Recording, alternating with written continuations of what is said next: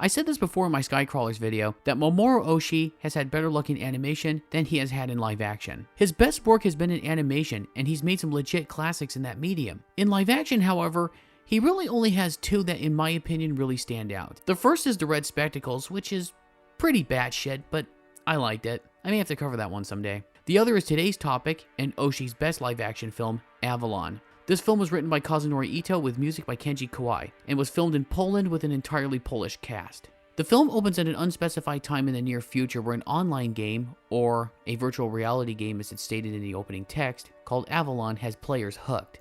They deal with their disillusionment by playing the game, forming parties to complete quests, and even earn a living doing so.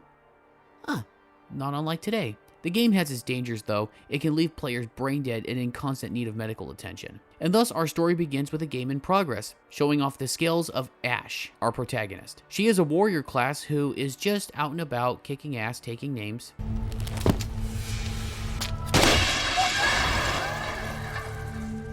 Jak chcesz wejść do klasy A, popracuj jeszcze trochę w klasie C i B. But she doesn't work with a party, she works alone. And she seems to be pretty effective at it as she takes down a chopper on her own and ends the game. But as she does so, we see that someone is watching her. She wakes up and we see that she has to access the game from a kind of public terminal. So I guess it's a kind of internet cafe. That's what I'm guessing, as I'm one of those lucky sumbitches that always had internet in my home growing up. I mean, it was shitty dial-up internet, but still. Well, okay, this one is devoted to just playing the game. She can check her email and search online at home, but she needs a terminal to play the game and she must wait her turn. She gets her money and we see that life is rather mundane otherwise. When she's not using her computer to search for things or check her email or even just to play with her dog, she just does whatever. Don't we all? Back at the internet cafe, she learns that a certain player, a bishop,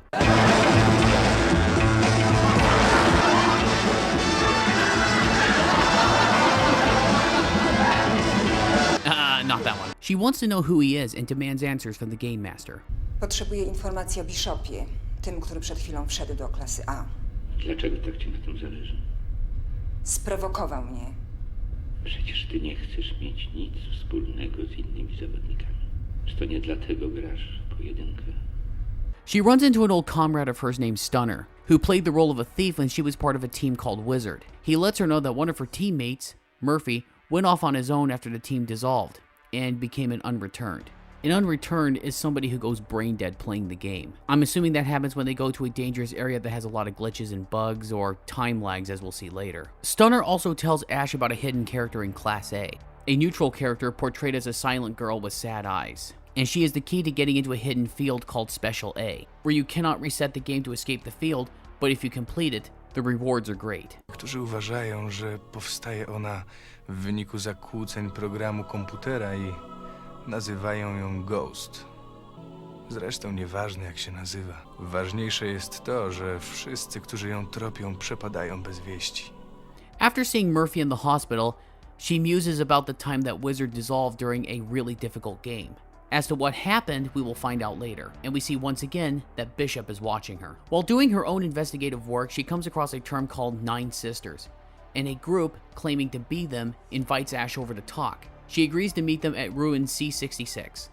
Słyszałeś o 9 siostrach? O Morgan Le Fay? Morgan Le Fay? O boginiach, które sprawowały władzę nad legendarną wyspą Avalon. Było ich 9. In the twilight, a great swan-like barge appeared upon the water bearing 9 noble ladies all hooded in black. Among their number were 3 queens, Morgan Le Fay, Queen of the North Gales, and the Queen of the Wastelands. And of the others, one was the king's guardian, the Lady of the Lake. With their healing hands, these 9 fair women lifted the wounded king up from the battleground and took him to their barge to be carried across the waters. Some say they ferried the king only to his grave, but in truth, the 9 sailed through the mists to the distant Isle of Avalon. Arthur came to Avalon to heal his mortal wounds and to find a place where his tortured soul might rest. The greatest of the 9 queens, Morgan Le Fay, who is also Fate, took Arthur to her chamber and placed him upon a golden bed. For though Morgan and Arthur were rivals in the world of mortals, in Avalon, Morgan became the instrument of his salvation. She uncovered and bathed Arthur's terrible gaping wounds. Then she used soothing ointments and whispered a healing spell as she bound them with linen.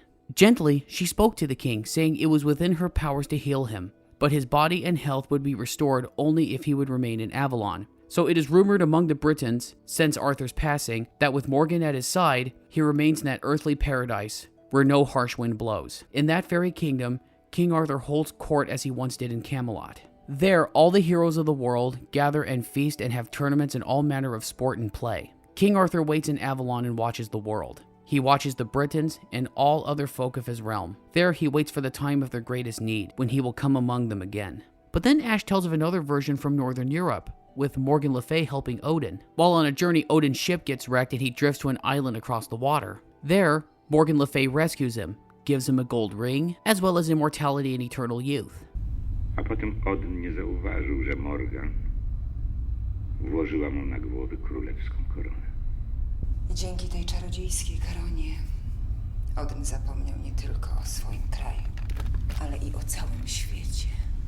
What Ash is referring to here is the story of Ogier the Dane. I hope I'm pronouncing that correctly. Ogier was a paladin in the court of Charlemagne and appeared in a number of chansons de geste, or French epic poems. In that telling, not only was he given a magic ring, immortality and eternal youth, and the crown of oblivion on his head, he also married Morgan Le Fay, and spent the next 200 years in Avalon in bliss. During a joust, the crown was accidentally knocked off his head, and he remembered his past and his responsibilities. He went back immediately to right the wrongs of the world, before eventually being taken back to Avalon by Morgan Le Fay. The name Avalon is Celtic for Isle of Apples, and, as I understand it, it is modeled more on the Fortunate Isles of Greek mythology. That isle is in the Western Sea, where the gardens of Hesperides were located. The Hesperides were said to be the 9 daughters of the Titan Atlas and Hesperus, and tend the isle's tree of golden apples. Some other accounts say that there were only 3 Hesperides, or 4, or even 7.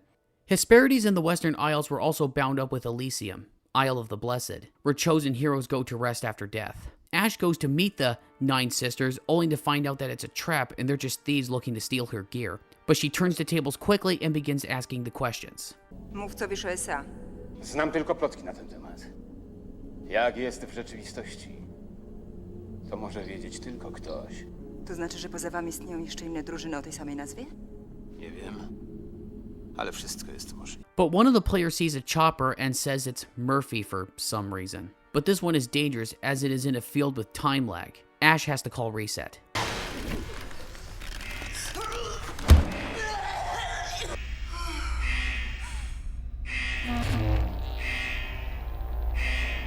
Przepraszam, zabrudziłam ci pokój. Nie przejmuj się. Każdemu może się zdarzyć. Next, we have an entire montage set to Kenji Kawai's music of Ash making food for her basset hound. Yeah, that was certainly Oshii's touch, as he loves that breed and will work with them anywhere he can, even in animation. The bishop even says later that that dog eats better than most people, but once she's finished making the food for the dog, it just vanishes. Huh? She even goes to check out books regarding King Arthur. Some of those books are real ones you can read, only to see later that they're blank. Okay? Those are just some of the more unsettling things about the place that Ash lives in. Everything is in a sepia tone. Apart from her participation in the game, the days seem to blur together with little to no difference. Apart from the people she encounters at the internet cafe or in cafeterias or even shops, everyone outside are like statues. They don't move. The animals have more life to them. It makes me wonder if this is how Ash actually sees the world. This not only reminds me of that scene in the Skycrawlers where Yuichi and company visit that city in Poland, but it also reminds me of the one in Angel's Egg, only not as dead, and not nearly as many ghostly fishermen chasing shadows, or this bitchin' row of tanks going down the street. それでまあその山手線って循環線だから乗ってる間だからぐるぐる回ってるわけだけど、何考えてたかっていうとね、大体ね世界中からね、いつも同じこと考えてまして、世界中から人間がいなくなっちゃう話で、誰もいない街で一人で暮らす話ですね、そういうことを想像してました、どこに寝ようかとかね、どこに行ってどんなものを持ってきちゃおうかとかね、非常にこう楽しかったです。でそれは後でやっぱ映画にしましたけどね。Ash runs into Stunner again, and she learns that the ghost will only appear whenever there's a high-level bishop present, and it must be a high-level one. No other one will do. Ash, I don't know if you want the help of a bishop. The last time a bishop tried to help somebody, this happened. I take as my text for today. Text, Vic! Don't say the text! Leviticus 3:14. We were too late! the Reverend Grundy bit the seal. At home, she meets the bishop, and we learn a bit more about what happened to the group she was in. It was said that she ignored orders during a really bad game and called reset, which is a major violation of one of their rules. They never call reset. The group was disbanded shortly after. Ash wants to form a party with the bishop with 3 warriors, a thief, that would be Stunner, and a mage, to go after the ghost. We learned from the receptionist at the internet cafe that the bishop is very powerful, and he can come and go in the game as he pleases, as he owns his own terminal. Nie ma sensu go rozpracowywać, to człowiek znikąd. To znaczy, że wchodzi do programu Avalon we własnym terminalu i nie korzysta z filii. W rzeczywistości potrzebny jest doskonały sprzęt i niesamowite pieniądze. Lepiej z tym facetem nie mieć nic do czynienia. Muszę. Murphy jest w SA. I to jest ten prawdziwy powód? Even the receptionist works for him, or at least I think she does. But what about the game master? Ale ja nie chcę, żebyś wchodziła do SA. Dobry game master nie miesza się do spraw zawodników. Tam, przechodząc przez jakieś wejście z terminalu? Czy może jesteś zakodowaną w systemie ludzką postacią? Nie ma sposobu, żeby to sprawdzić. She meets the bishop at Flak Tower 22, and Ash wonders if he is one of the creators of the game. Jestem biszopem, zwykłym spadkobiercą apostołów. Autorem jest ktoś inny. Jeżeli nawet to prawda, to i tak zawsze jesteś po tamtej stronie. Możesz się przyłączyć. Next, at Ruins D99, a heavily armored and gunned citadel shows up to raise hell. Mamy pecha! Do cytadela! Walczcie, podejdźcie bliżej. Armata straci swoją siłę. Aż ty zajdź od tyłu i strzelaj po siebie.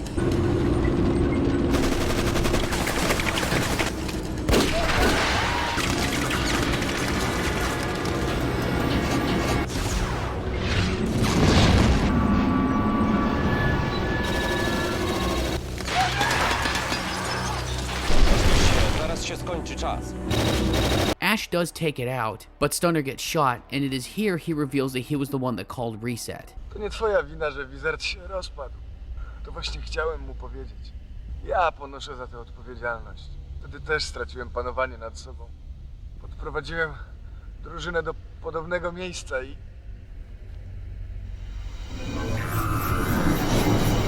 Ash then has to chase and shoot the ghost. The ghost, by the way, reminds me of the girl from Angel's Egg. They look very similar. Hell, Ash kind of looks like the Major from Ghost in the Shell.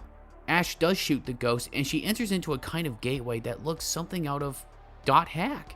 Again, Avalon was written by Kazunori Ito, who, as well as writing previous Oshii films, was also the primary writer of the Dot Hack series, from Dot Hack Sign to Dot Hack Quarantine, including the Liminality OVAs. Dot Hack and Avalon share similar ideas, gamers exploring an online game with deep secrets and lore to uncover, including dealing with an antagonist called Morgana, whose name could be derived from Morgan Le Fay or could have been derived from a Celtic goddess. There's also dangers that can leave one in a coma or brain dead if they get killed in wrong areas, or in the case of Dot Hack, get data drained.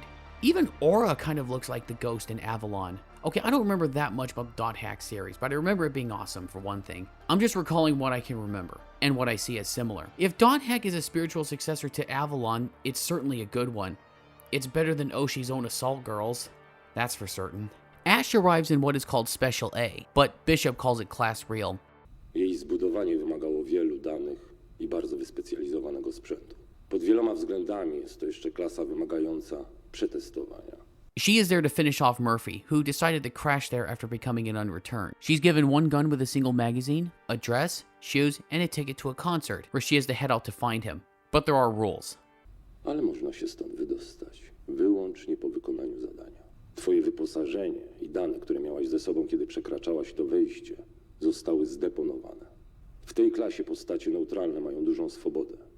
W momencie, kiedy zrobi im się krzywdę, kończy się gra.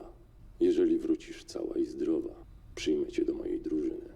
She leaves the place that looks like an internet cafe, only to be treated to a colorful, vibrant, lively version of what I believe is Warsaw. It's a far more alive version of the city she actually inhabits. Oh, what's funny is that she walks out of the place without shoes, and we later see her wearing shoes in other shots. That's just funny. After wandering about for some time, with even her dog passing her by, it could be hers, she gets to the concert hall and encounters Murphy. Po co tu przyszłaś? Dlatego, że ja tu jestem. Jeżeli nawet, to co w tym złego? Tylko ty wiesz, dlaczego rozpadł się Wizard. Dlatego nie przejmowałam się, kiedy mnie obarczono za to winą. She said she let everybody believe she called Reset because everybody believed it was her in the first place. She didn't have any proof that it was Stunner, or anyone else for that matter. At the time, no one knew, so I guess in her mind, arguing it didn't matter. But that doesn't matter because all Murphy needed was a pretext to dissolve the group, as he really wanted to go all the way. Ale przeszkadzali ci w tym dumni z siebie członkowie Wizard. Odnosiła zwycięstwa jedno po drugim. Była nie do pokonania. Chciałeś porzucić przyjaciół? I zamienić się w człowieka roślinę skazanego na leżenie w łóżku do końca życia? Ty oczywiście rozumiesz, co to znaczy Class Real. Tak, jaki nam się wydaje, że jest. Rozumiesz? Nic złego, że to miejsce uważam za realne. A powiedz mi, jaki jest właściwie twój naturalny kolor włosów? A co się stało z twoim znakiem szczególnym, tym ślicznym, srebrnym pasem? I think Murphy had some of, if not more of the same disillusionment we see Ash have, even if she never vocalized it. You know, with the boring sepia landscape with dull, even static people in various places. He found a way to get the class real and he was going to take it. He seems to be in a comfortable position there and probably has immortality in his own way and is putting his own crown of oblivion on his head. But it's clear he hasn't forgotten where he came from, at least not yet. Maybe he hasn't been there long enough to completely forget the outside world. I mean, in our everyday lives, with or without VR headsets, we see people play fantasy or online games to the point where they forget the world outside, as they can go on quests, do great deeds, and feel like heroes. It's more fun. Murphy grew weary of the outside world and wanted to go to a place where his soul would find rest. It does make me wonder how many unreturned players are in there, or if it's just him that made it to Class Real, or made it to Avalon, as it were. Chyba byś nie chciała poczuć takiego bólu, co? Naprawdę nie mamy innego wyjścia? Jedno z nas musi zginąć. Ten, co przeżyje, sprawdzi, czy ciało zniknęło. Takie są reguły gry. Ash successfully shoots Murphy, who never had his gun loaded in the first place, and despite his proclamation here, Nie daj się zwieść pozor. To jest twoja klasa. Twój świat.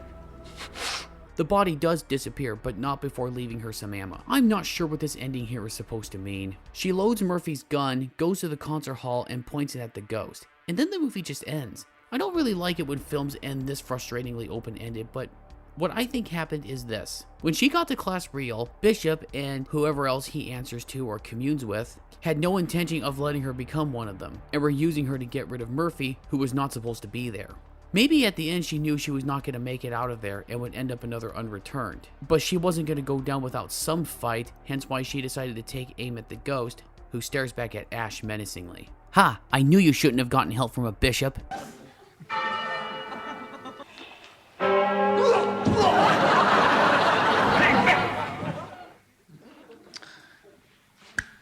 Or this ending could mean that she's listening to Murphy and is determined to stay in Class Real. So his sacrifice was to make sure she has enough ammo to help her stay there? You figure that one out. Avalon is a unique movie. It has a kind of somber, austere atmosphere, which is what Oshii liked about the Polish cinema he saw growing up, which is one of the reasons why he chose to film the movie there. That, and he just likes the country. The contrasting color palettes of the game and real worlds, as well as the visuals in the game itself, all lend to an uneasy, off-putting, but nonetheless hypnotizing viewing experience that one just doesn't see enough of anymore. I love the presentation of some of the technology, particularly the computers. They're both high-tech and dated at the same time. And of course, Kenji Kawai's musical score is incredible. From the more minimalist pieces to the grander orchestral presentations, especially the concert that plays during Ash and Murphy's chat. I know I didn't play much of it here, but I do recommend you seek out the soundtrack. It's absolutely worth it. But I have to be candid here. I stated that this is Mamoru Oshii's best live-action film, and I mean that. But my recent viewing of it has showed me more of the cracks, as it were. I mean, it's great to have a story involving a game with roots in the King Arthur myth, but I just wish more was done with it apart from just having some of the names and references to it.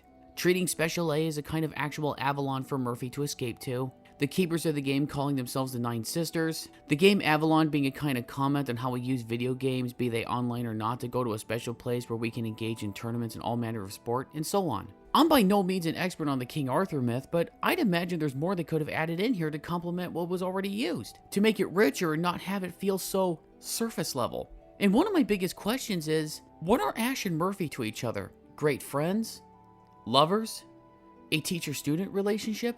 I'm not sure. Ash cares for or has enough of an investment in him to go after him in Special A and demand answers from him. There has to be something there, but we're not really given any hints. And the ending leaves me cold and irritated, but I've already talked about that. Yeah, this is a flawed piece of work, which only cements for me further that Oshii's best work is in animation. But if you're a Mamoru Oshii fan, or even a fan of Polish cinema, which, let's be honest here, Oshii saw this as an opportunity to make a Polish art house movie with a sci-fi twist. Or at least that's how I see it. I do recommend you see this at least once to get your own opinion. Now, if you'll excuse me, I'm gonna go play some .hack.